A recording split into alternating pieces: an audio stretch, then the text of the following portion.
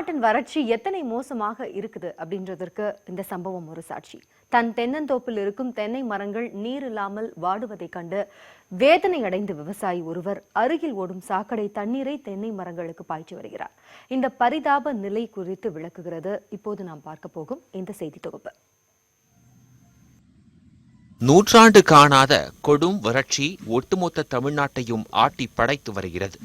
குடிக்கக்கூட நீரில்லாமல் திரும்பிய திசை எங்கும் மக்கள் தண்ணீர் குடங்களுடன் அலைந்து கொண்டிருக்கும் நிலையில் திருப்பூரில் நாம் கண்ட காட்சி அதிர வைப்பதாக இருந்தது. திருப்பூர் மணியக்காரம்பாளையம் பகுதியைச் சேர்ந்தவர் விவசாயி கருப்பசாமி. இவருடைய தென்னந்தோப்பில் உள்ள மரங்களுக்கு கடந்த சில வாரங்களாகவே அடியோடு தண்ணீர் பாய்ச்ச முடியவில்லை.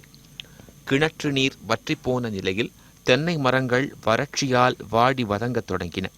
இதை கண்டு மனம் பொறுக்க முடியாத கருப்பசாமி வேறு வழியின்றி தன்னுடைய தோப்பை ஒட்டி ஓடிக்கொண்டிருக்கும் சாக்கடை கால்வாயில் இருந்து சாக்கடை நீரை எடுத்து தென்னை மரங்களுக்கு பாய்ச்சி வருகிறார். இதற்காக மரக்கட்டையால் ஆன மதகுகளை அமைத்துள்ளார். சாக்கடை நீரை ஏன் இது பண்ணக்கூடாது அப்படின்னு சொல்லிட்டு அவரோட தோட்டத்துக்கு திருப்பி விட்டு இப்போ அந்த தென்னை மரங்கள்லாம் நல்லா வளர்ந்துட்டு இருக்குது.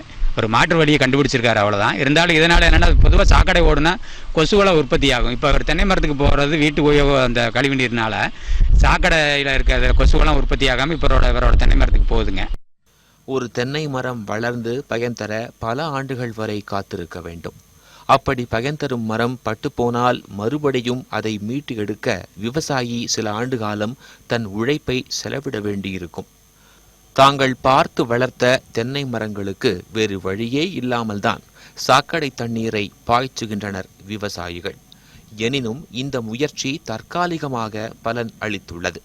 தென்னை மரங்கள் கருகி போவதில் இருந்து காப்பாற்றப்பட்டிருக்கின்றன. 15 நாளைக்கு ஒரு தடவை தான் தண்ணி வந்துட்டு இருக்குது. இதில் விவசாயமாக குடிநீருக்கே பத்த மாட்டேங்குது. இதில் விவசாயம் பண்ணுறது ரொம்ப சிரமமாக தான் இருக்குது. இதில் இப்போதைக்கு பார்த்தீங்கன்னா நம்ம கருப்புசாமி வந்து சாக்கடை தண்ணியை எடுத்து விவசாயம் பண்ணிட்டு இருக்கிறாரு. அவர் பண்ணதுனால இப்போ காஞ்சி போன தென்னை மரமெல்லாம் இப்போ நல்லா இருக்கு, நல்லா வந்துட்டு இருக்கு.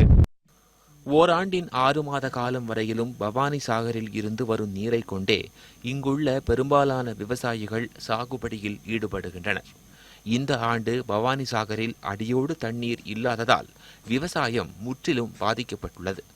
நாம் ருசியாக குடிக்கும் இளநீரை உற்பத்தி செய்ய விவசாயிகள் சாக்கடை தண்ணீரை பயன்படுத்த வேண்டிய அவல நிலைக்கு தள்ளப்பட்டுள்ளனர்.